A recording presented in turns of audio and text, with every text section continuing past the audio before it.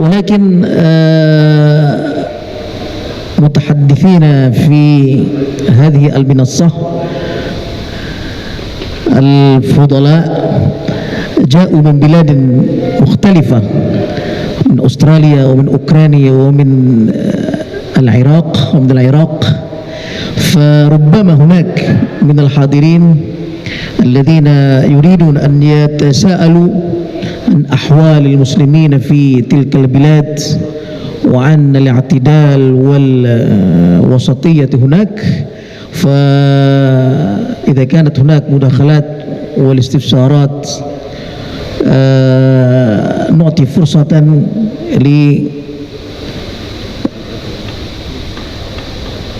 للمؤتمرين حوالي ساعة أو 60 دقيقة، فليتفضل.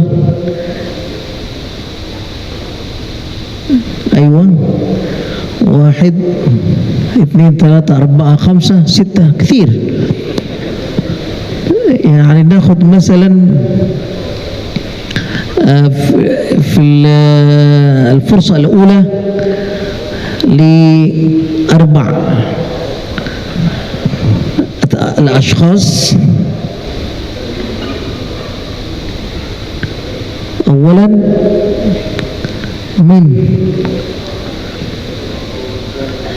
من الأمام،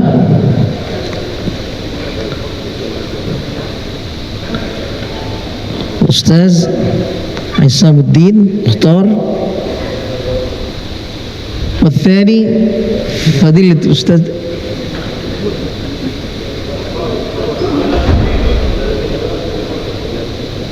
جلال الدين.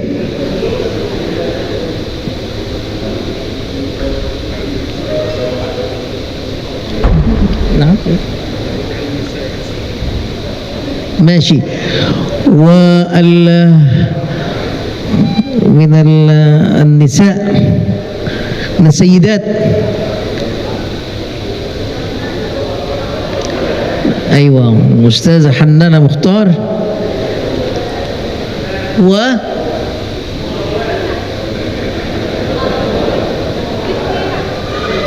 طيب الرابعة يعني الأستاذة في الوراء خالص.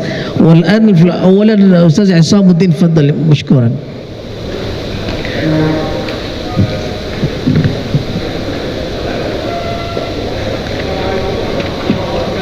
عليكم السلام ورحمة الله وبركاته.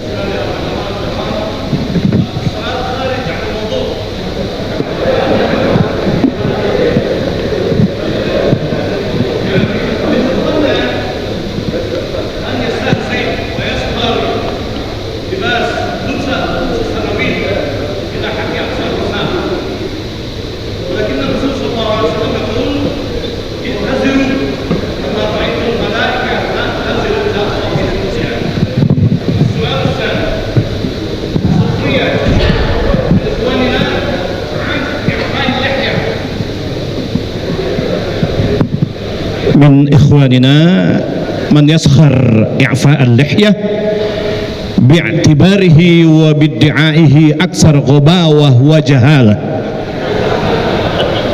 أيوة هكذا.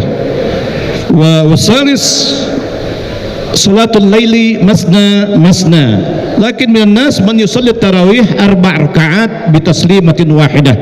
فأرجو منكم إلقاء الضوء نحو هذه الأسئلة وشكرا. السلام عليكم.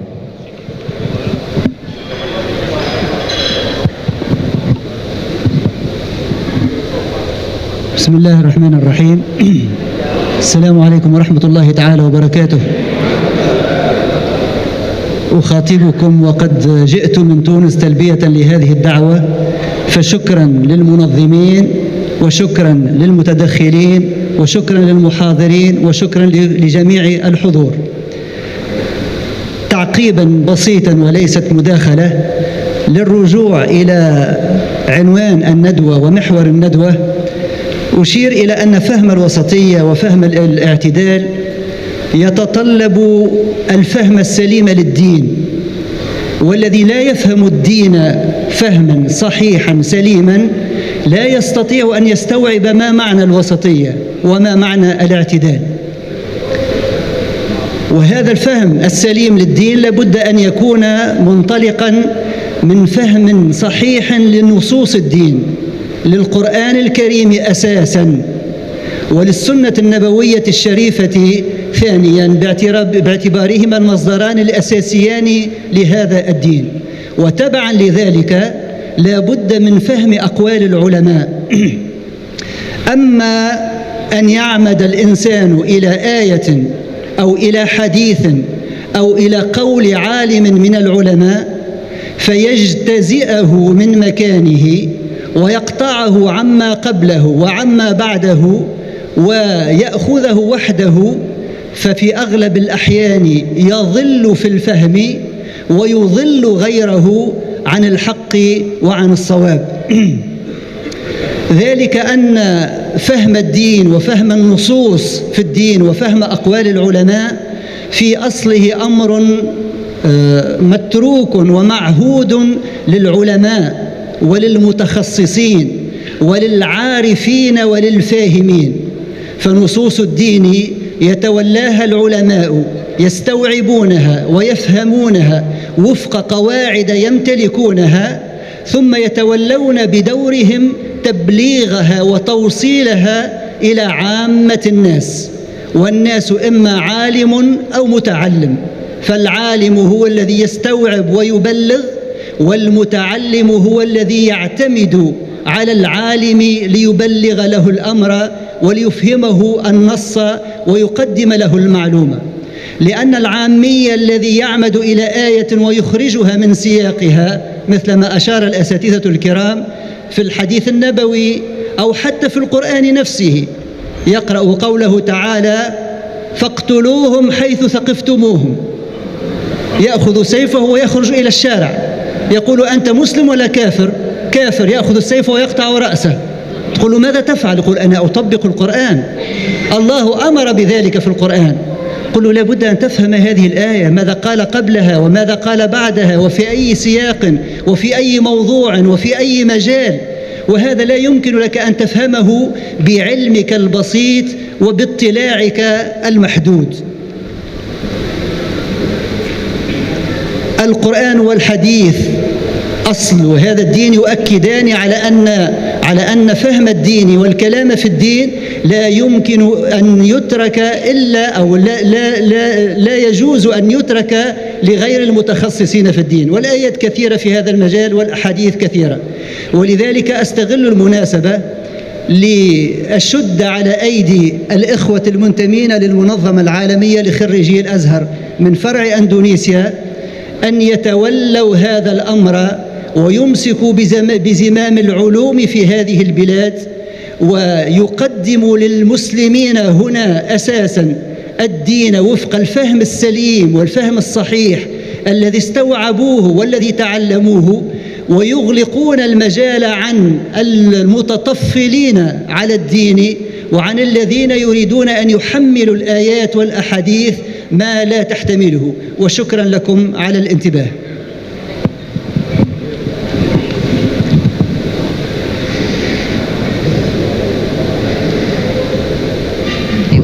شكرا. والمتحدثة الثالثة أستاذة حنانة، تفضلي.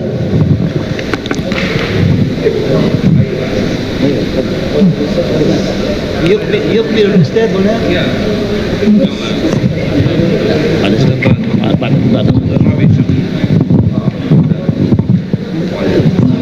Di sini orang laki, Bu. Bismillahirrahmanirrahim. السؤال موجه إلى فضيلة المفتي، مفتي أستراليا. السؤال خارج عن الموضوع شوية.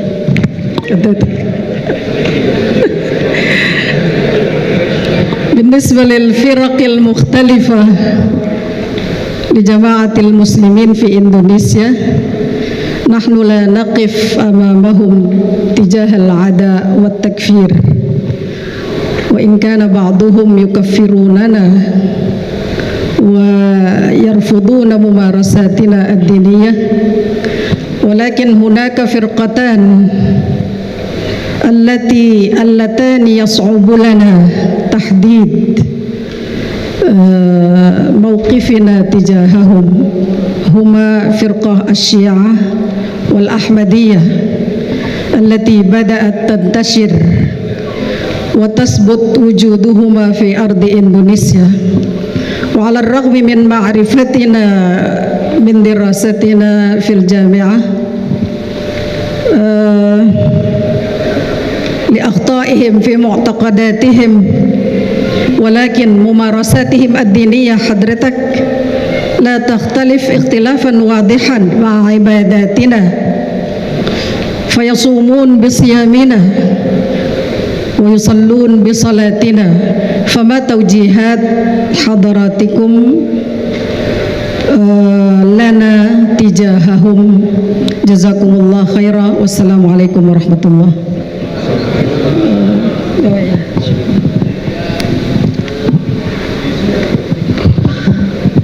تفضلي أستاذة.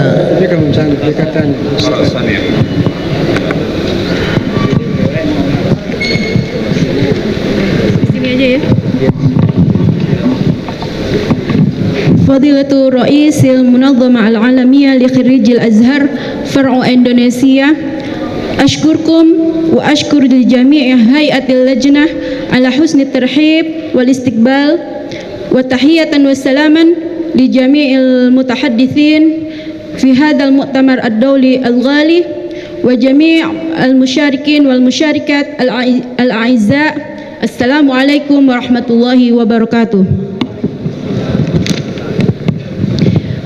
أعرف نفسي أولا قبل أن أقدم سؤالا إلى حضرتكم. أنا اسمي كريستينا عمران، وأنا جئت من جزيرة سومطرة، من جزيرة سومطرة وبالضبط محافظة سومطرة الجنوبية. وأعرف نفسي حتى لا يدعوني واحد هو مرأة باللبسة الحمار البنفسجي أو غير هذا. طيب، اسمحوا لي أيها السادة أن يسرني ويسعدني أن أكون إحدى المشاركين في هذا المؤتمر الدولي. وفي هذه المناسبة النفيسة اسمحوا لي أيها السادة والسيدات أن أتقدم أمامكم جميعا لأطرح سؤالا. فقد نقلت من كلمات سماحة الشيخ إبراهيم هدهد في البارحة، إنما قال يعني قوله تعالى الرجال قوامون على النساء، وهو يقول كان يقول أن الرجال هنا ليس بمعنى النوع، ولكن هو بمعنى الصفة، وأنا موافقة بهذه الكلمة. ففي هذه الفرصة الثمينة أريد أن أسمع من سماحتكم كيف مكانة المرأة في هذا الإطار، وهو إطار وسطية الإسلام بشكل عام، وخاصة في بلادكم الخاصة. والثاني، بعد إذنكم أيها السيد محافظ، يمكن هذا السؤال أطرح إلى سيادتكم، وأبدأ هذا السؤال بإحدى أدوات الاستفهام، وهي لماذا هذا المؤتمر لا يوجد المتكلم من نوع الإناث؟ ولماذا لم يبعث سماحة رئيس الجامعة الأزهر إحدى الأستاذات بكلية البنات والدكاترة الموجودة بكلية البنات؟ لأننا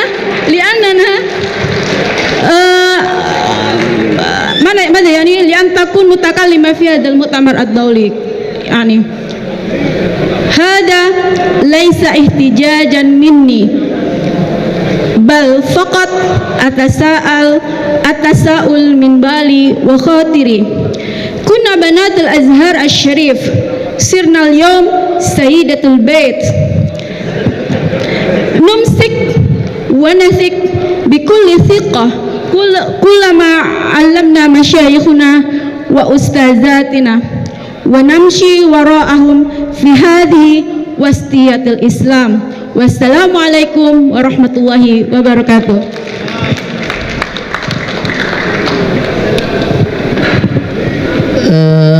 يمكن لو حصرنا هذه الأسئلة هي في 4 أسئلة.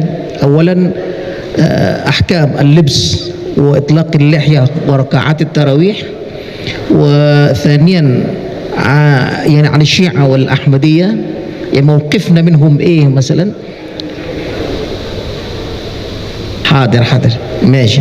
وثالثا عن مكانة المرأة في الإسلام، ورابعا عن لماذا لا تشاركنا الأستاذات أو الدكاترة أو دكتورات مثلا في هذه الندوة كمتحدثة. لا يعني كلهم ولا طيب. بسم الله. أستاذ عصام مختار، بالنسبة لموضوع الإزار إلى نصف الساق، كذلك من المهم التنبيه في أمور العبادات إلى أن نسلك مسلك الوسط. هذه الأمور التي جاء بها نبينا صلى الله عليه وسلم هي حق. الإزار إلى نصف الساق هذا حديث شريف وهذا حق، لكن ما عنى بذلك النبي صلى الله عليه وسلم أن هذا من الفروض والأركان، ولا عنى أن هذا من الأمور المحرمة. فنسلك مسلك الوسط. من فعل هذا